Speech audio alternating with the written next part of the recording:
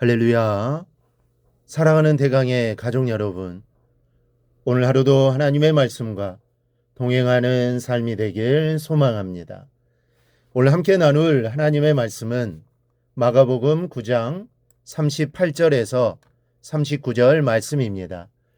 요한이 예수께 여짜오되 선생님, 우리를 따르지 않는 어떤 자가 주의 이름으로 귀신을 내쫓는 것을 우리가 보고 우리를 따르지 아니함으로 금하였나이다. 예수께서 이르시되 금하지 말라. 내 이름을 의탁하여 능한 일을 행하고 즉시로 나를 비방할 자가 없느니라. 아멘. 예수님이 당시에는 모든 사람들이 악령을 믿고 있었습니다. 그래서 조금만 좋지 않은 일이 생겨도 그런 일들이 악령 때문이라고 생각했습니다. 특히 정신적으로나 육체적인 질병은 모두 악령이 지배하는 악의 역사라고 믿었습니다. 이 재밌는 것은 만일 누군가가 사람을 괴롭히는 악령보다 더 강력한 영의 이름을 알고 그 이름으로 악령을 향하여 나가라고 명령하면 악령은 힘을 잃고 쫓겨난다고 믿었습니다.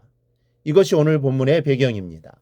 제자 요한은 어떤 사람이 예수님의 이름으로 악령을 쫓아내는 것을 보고 그것을 중지시켰습니다. 그 사람은 예수님의 제자가 아니었기 때문입니다. 그리고 돌아와서는 그 사실을 자랑스럽게 예수님 앞에 털어놓고 있는 것입니다. 그런데 예수님이 칭찬하실 줄 알았는데 분위기는 정반대입니다. 예수님의 말씀을 한마디로 추가하면 금하지 말라는 말로 줄여집니다. 이 말씀을 통해 예수님이 우리에게 전해주시려는 교훈은 무엇일까요?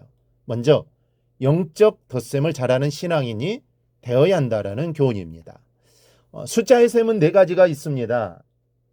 덧셈, 뺄셈, 곱셈, 나눗셈으로 흔히들 이 4가지 셈을 통틀어 사칙연산이라고 부릅니다. 이 4가지 셈에서 어떤 셈이 가장 마음에 드십니까? 뺄셈과 나눗셈보다는 덧셈과 곱셈이 훨씬 정이 갑니다. 욕심은 숨길 수가 없는 것이죠. 그런데 우리네 인생은 숫자만 셈하는 것이 아닙니다.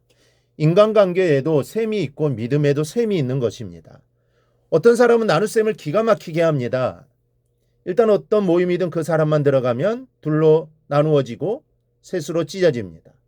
화기애애하던 분위기가 서로 헐뜯고 비방하고 모함하면서 내 편과 내 편을 가르는 분위기로 변하고 맙니다.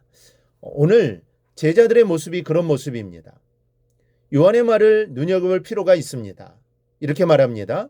우리를 따르지 않는 자가, 어떤 자가 우리를 따르지 않는다라는 말 자체가 벌써 파벌을 나누어 놓은 것입니다. 우리와 같은 파가 아니라는 말입니다.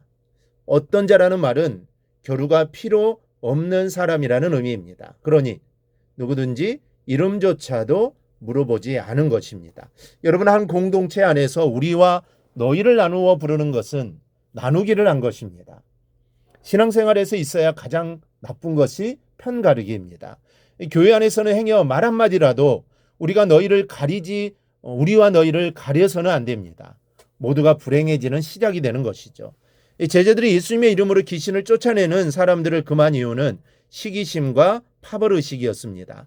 그 사람의 활동에 대해서 영적인 잘잘못을 가리는 말은 한마디도 없습니다. 너는 우리와 같은 편이 아니니 무조건 아무것도 하지 말아야 한다라고 생각하는 것만큼 독선적인 행포는 없는 것입니다.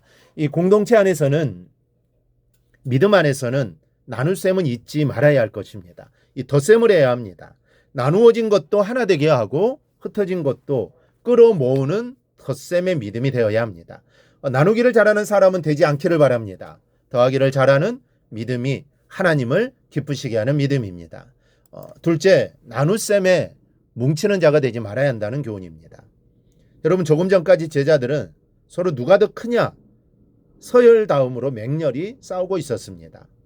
서로의 감정이 아직 다 풀리지 않았을 겁니다. 그런데 그럼에도 지금 제자들의 모습은 하나로 똘똘 뭉쳐있는 모습입니다.